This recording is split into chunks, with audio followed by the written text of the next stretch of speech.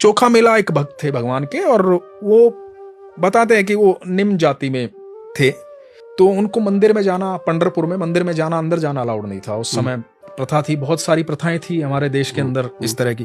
तो एक दिन मन में भाव आया, वो थोड़ा बहुत काम करते थे, थोड़ा बहुत कमाते थे, घर का गुजारा चलता था उसमें।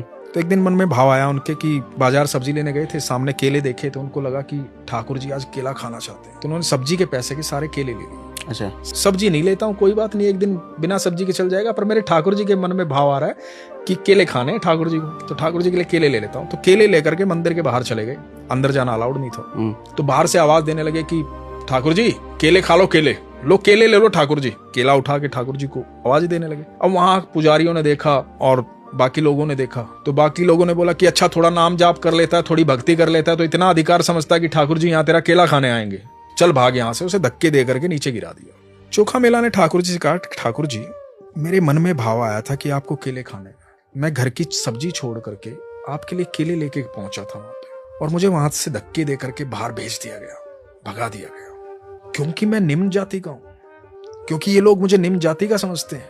तो मेरा इतना अधिकार नहीं है कि मैं तुझे भोग लगा पाऊं, तुझसे बात कर पाऊं। जब मेरा इतना ही अधिकार नहीं है कि मैं तुझे भोग लगा पाऊं, तुझसे बात कर पाऊं, तुझ तक पहुंच पाऊं, तो मुझे क्या करना है इस शरीर का? मुझे नहीं चाहिए ये शरीर। तो उन्होंने अन्न त्याग दिया। जब रात हुई तो ठाकुर जी आए। ठाकुर जी ने बोला, चोखा मेला ला तेरे केले तो खिला, भूख लगी है बड़ी जोर की। तो बोला कि अब क्यों आए हो प्रभु, अब किस लिए आए हो? देखो भक्त है, भगवान सामने दिख रहे हैं। जो भक्त अगाढ़ प्रेम रखता है ना सर, उसके लिए बड़ी विस्मित होने वाली बात नहीं होती भगवान का दिखना, क्योंकि वो हर पल देख रहा होता है ईश्वर को, हर क्षण देख रहा होता है, हर एक के भीतर देख रहा होता है, क्योंकि इतना प्रगाढ़ प्रेम करता है वो। तो भगवान को सामने देख रहा है, भगवान को बोल रहा है कि प्रभु अब क्यों आए?